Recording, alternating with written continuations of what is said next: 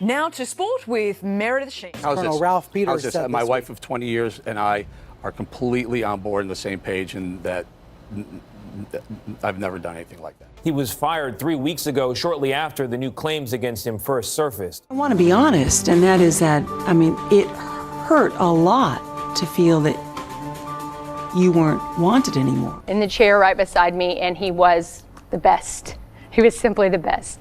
For decades, these faces were in your living room every single night, calm, trusted, always there. And then one day, they were just gone. No goodbye, no farewell tour. In some cases, not even a phone call from the boss. One anchor found out she was done just minutes before going live. Another was told, at 36 years old, that she was too old and too unattractive to stay on the air. She says that her bosses didn't like her looks, her wardrobe, her age, and so she lost her job. The Kansas Cityans didn't like me as an anchor because I was too old, too unattractive, and because I didn't defer to men. And the woman at number one broke a barrier no one had ever broken and was quietly shown the door 2 years later. These 12 anchors didn't just lose their jobs, they vanished. And where they ended up, honestly, some of these will surprise you. Stick around for number 2 especially, because it might be the most unfair firing in television history. Before we dive in, take a second to subscribe so you don't miss stories like this one. Let's get into it.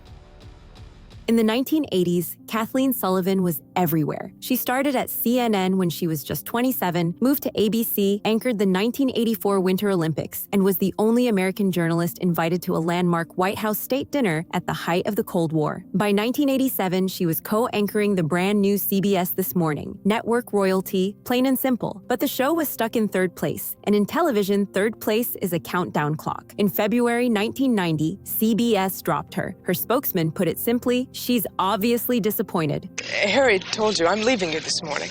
I'm going to take a break. But Sullivan later revealed what was really said behind closed doors. In her words, they called me old, unattractive. What was it? Old, unattractive, and no one wants to look at her anymore, end quote.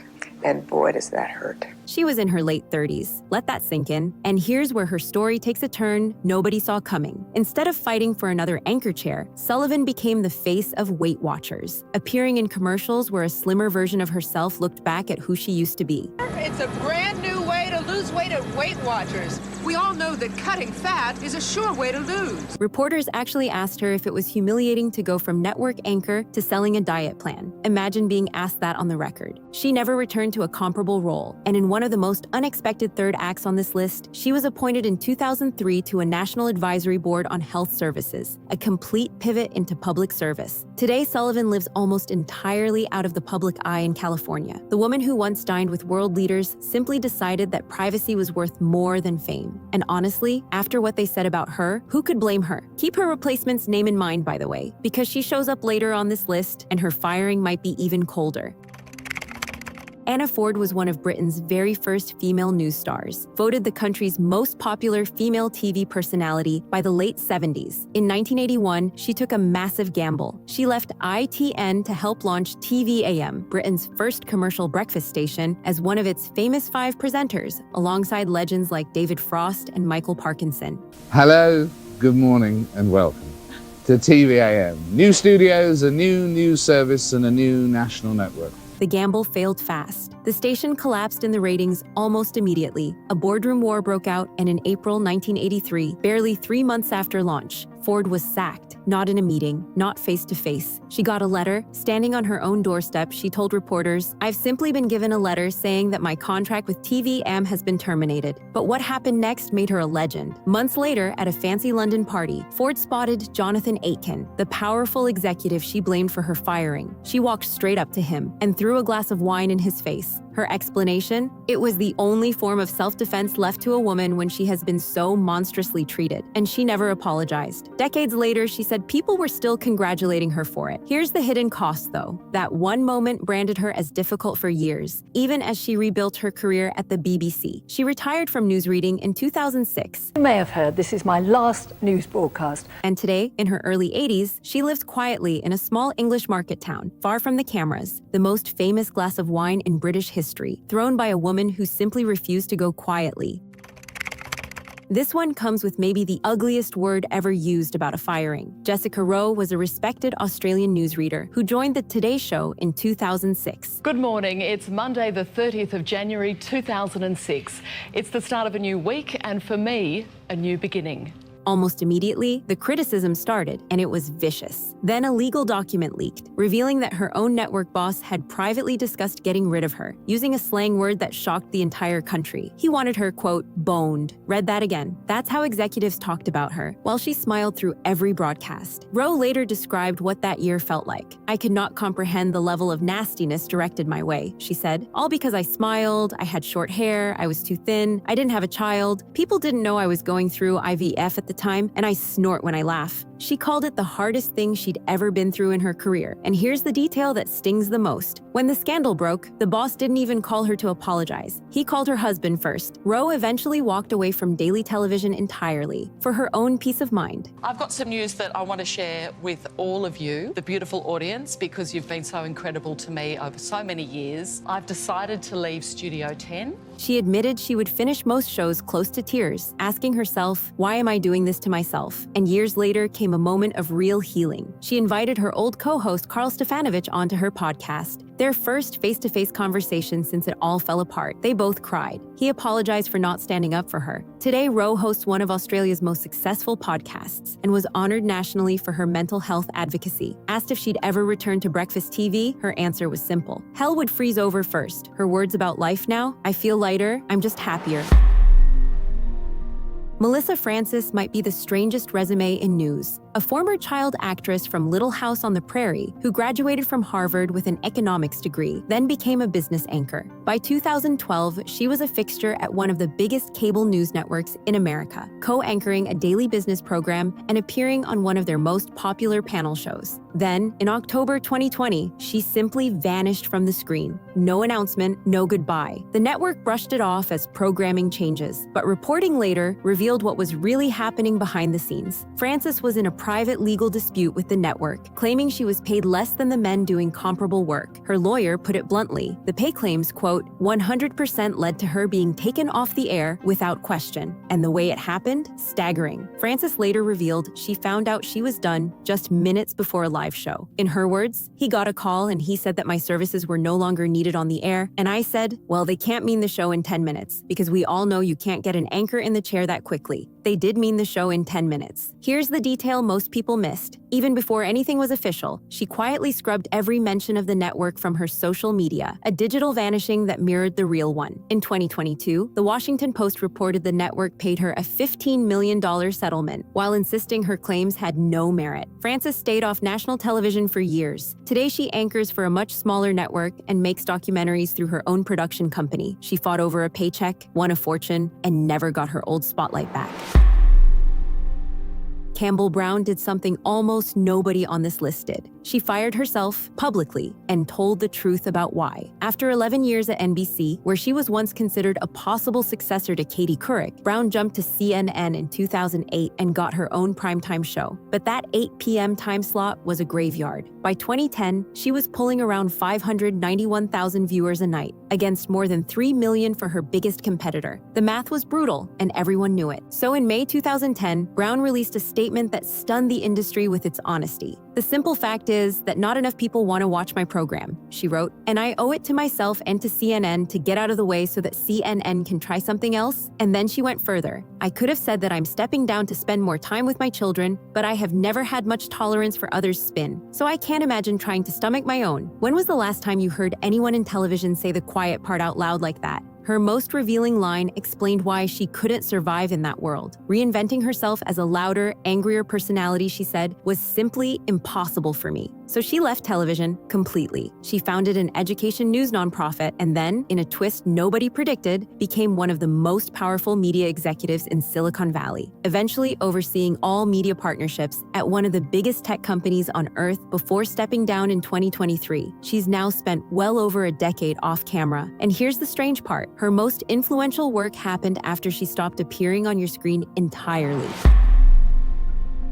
Some anchors are remembered for decades of work. Aaron Brown is remembered for one single day because it was his first day, September 11th, 2001. Broadcasting from a Manhattan rooftop, Brown stayed on the air for 17 straight hours, calm, thoughtful, and completely human when the country needed exactly that. It made him the face of the network overnight. 4 years later, that same network showed him the door. His undoing wasn't a mistake, it was a person, Anderson Cooper. After Cooper's emotional Hurricane Katrina coverage electrified ratings in 2005, executives forced the two men into an awkward co-anchoring arrangement, with Brown essentially showcasing his own replacement. That November, CNN handed the entire time slot to Cooper. Brown had left for vacation not knowing if he'd ever return. He never did. His last broadcast had already aired, and he didn't even know it was his last. And here's the part almost nobody knows. Brown couldn't tell his side of the story, legally. His contract ran until the summer of 2007, keeping him off competing networks and away from the press for nearly 2 years. When he finally spoke, he didn't hold back.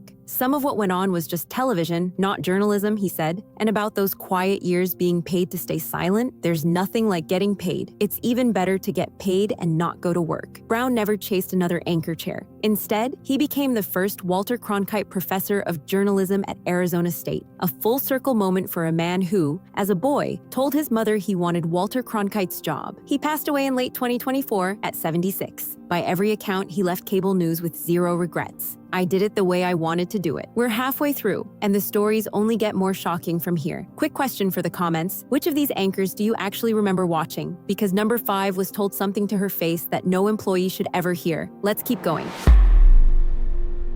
This is the story on this list that hurts the most. Rene Syler spent 12 years working her way up through local news before landing at CBS in 2002, becoming the first African-American woman to co-anchor a network morning news program. She interviewed first ladies, senators, and superstars. She had made it. Then 2006 arrived, and 2 life-changing events collided in the cruelest way possible. Syler came from a family with a serious medical history, and facing her own risk, she made a wrenching decision to go through a major preventive procedure that would change her body permanently, done purely as a precaution while she was still perfectly healthy. And at almost exactly the same moment she made that choice, CBS let her go. My name's Rene Syler. I'm the former co-host of the CBS Early Show. In late 2006, I was fired from my job because in television, they often make changes. She shared the news on her final broadcast in December 2006, went in about 5 weeks later, and allowed cameras to document the entire journey for Oprah's audience. On air, she kept it graceful. I've had an extraordinary run here, she said. I'm now on to the next chapter in my life, literally. But she's since been honest about what came after. A long, dark stretch she has talked about openly ever since, and a job market that, in her words, had little room for women of a certain age. And the small indignities piled up too. During one meeting-filled stretch, a hair treatment went wrong and her hair began falling out. She has described that entire period as one huge reinvention. But here's what she did with it. Instead of begging for another anchor chair, Syler built her own brand, Good Enough Mother, a book and platform built on one liberating idea. Parents don't have to be perfect. Today she lives in New York with her family, running her platform and speaking around the country. She never returned to a network desk. She built something the networks could never take away.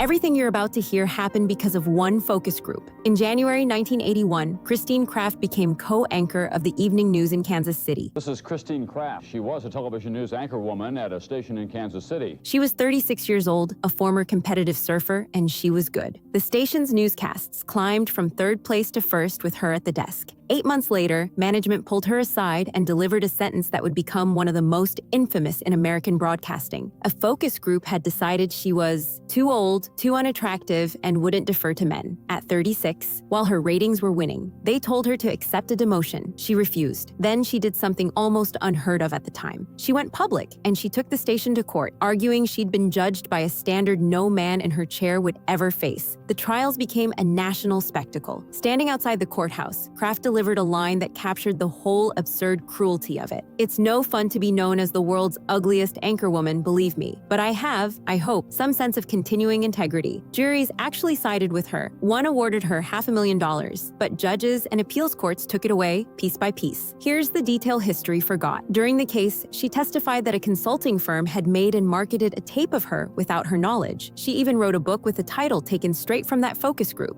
Too old, too ugly, and not deferential to men, so where did she go? Law school. Kraft graduated in 1995 and became a working attorney, along with hosting talk radio in Northern California, where she still is today in her early 80s. Television told her she wasn't good enough to read the news, so she spent the next 40 years practicing law instead. And every single time a station gets caught judging a woman by her face, her name comes back. Remember Kathleen Sullivan from number 12? Paula Zahn was the woman who replaced her at CBS. And if Sullivan's exit was cold, wait until you hear how the industry treated Zahn. After 9 years at CBS, Zahn moved to another major cable network, where things ended in one of the ugliest moments in television history. When they discovered her agent was talking to CNN, they fired her on the spot, and their chief executive publicly declared she was worth no more to them than, quote, a dead raccoon. That was said, out loud, about a respected national anchor. Her first day at CNN landed on September 11th, 2001, working alongside Aaron Brown, who you just heard about. By 2003, she had her own primetime show, but that same brutal 8 p.m. slot chewed her up too, and in the summer of 2007, one day after CNN announced they were hiring her replacement, Zahn announced she was leaving. Her parting words were strikingly honest. After 30 years in the business, I've worked every day part on the dial, and there really wasn't anything here above and beyond the show that I was doing. She admitted she had no plan at all. For the first time in 30 years, I'm going to take a break. Most people assumed she'd resurface on another network. She never did. Instead, Zahn disappeared into a genre her old colleagues probably considered a step down, and quietly turned it into an empire. Since 2009, she has hosted On the Case with Paula Zahn, a true crime series that has now run for more than 27 seasons and over 350 episodes, with a companion podcast launched in 2025, fired twice, insulted publicly, and today she's one of the most prolific true crime hosts in America, on her own terms, far from the machine that discarded her.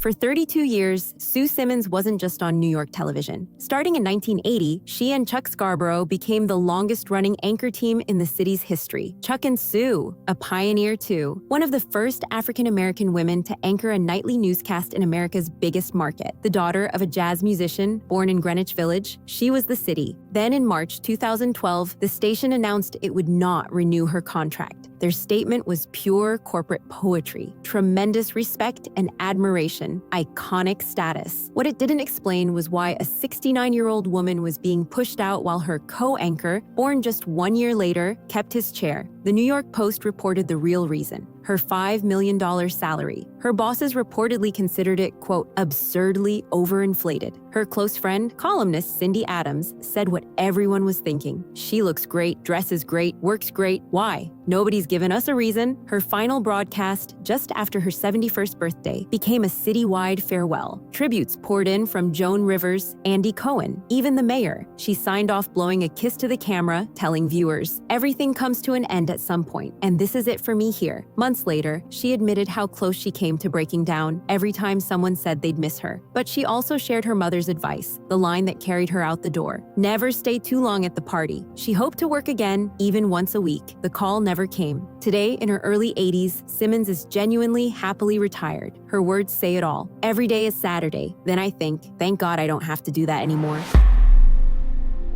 Here's what makes number 2 so shocking. She wasn't failing. Lisa LaFlamme was the reigning queen of Canadian news, chief anchor of the country's most-watched national newscast, named Best National News Anchor 5 times, including the very year they let her go, an Order of Canada honoree, 35 years with the same network. In August 2022, LaFlamme posted a video that stunned an entire country. I was blindsided and am still shocked and saddened by Bell Media's decision, she said. I was blindsided, still shocked. I was also asked to keep this public until the specifics of my exit could be resolved. At 58, I still thought I'd have a lot more time to tell more of the stories that impact our daily lives. She had actually been told weeks earlier and asked to keep it secret. The network called it a business decision, reflecting changing viewer habits. Her replacement was a 39-year-old man. And then the real story started leaking out. Reports connected her removal to something almost unbelievable: her decision to stop coloring her hair during the pandemic and let it go naturally gray. One columnist pointed out that her legendary male predecessor had anchored until 77 and asked what exactly put a 58-year-old woman in the same place of vanishment 21 years sooner. The backlash was so fierce that the news executive involved went on leave, and the company launched an independent workplace review. It became a national reckoning about age and about women's hair of all things. Here's her quiet act of defiance most people missed. The network offered her a proper on-air send-off. She declined. She refused to say goodbye on a broadcast she felt had betrayed her. She never returned to a daily anchor desk. Instead, she poured herself into humanitarian work, especially education for women and girls, collecting honors an entire country insisted she deserved. And in a rare interview, she refused to be bitter. "I had 35 memorable years, and I loved it. Loved it all." I had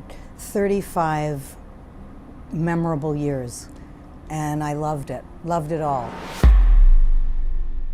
And at number 1, the biggest name on this list, and the fall that proved no one is safe. In June 1993, Connie Chung joined Dan Rather at the CBS Evening News Desk, the first Asian American and only the second woman ever to co-anchor a major network's flagship newscast. She called it the best day of her professional life. It lasted 2 years. In her own memoir, she titled that chapter with 2 words, "The Axe." The unraveling was slow and painfully public. First came the infamous 1995 interview, where she leaned in and told a guest to whisper it to me, just between you and me, a moment that blew up into a national controversy Chung herself later called a nail in the coffin. Then came a major national tragedy she was sent to cover, where her reporting drew criticism, while her co-anchor made no secret of his frustration at missing the story. Because behind the desk, that partnership had curdled. In her 2024 memoir, Chung alleged Rather once told her, "I'll cover the stories out there in the field, and you read the teleprompter." She described him as having an inherent bias regarding women. In May 1995, CBS pulled her from the chair and offered a demotion. She refused and asked to be released. But here's the moment that will stay with you. The day after she learned she was off the broadcast, she and her husband Maury Povich got the call that they would finally be able to adopt their son. Her words, years later, "It was really meant to be." Her career faded slowly after that. Smaller shows, shorter runs, until she stepped away entirely in 2006. Today, Chung lives largely in retirement, and in 2024, she finally told her whole story in a memoir that pulled no punches, returning to the spotlight on her own terms, nearly 30 years after television pushed her out of it. Look at these 12 stories side by side, and a pattern emerges that's hard to ignore. Too old at 36, old and unattractive in her late 30s, pushed out at 58 over gray hair, while men anchored into their late 70s. Again and again, the same quiet message delivered to the same kind of person. And notice the language the networks used. A business decision, programming changes, changing viewer habits, never the truth. The anchors were the only ones who spoke plainly. Campbell Brown refusing to spin her own exit, Connie Chung calling it exactly what it was, the axe. But here's the part that stays with you. For so many of them, vanishing wasn't the end. It was the escape.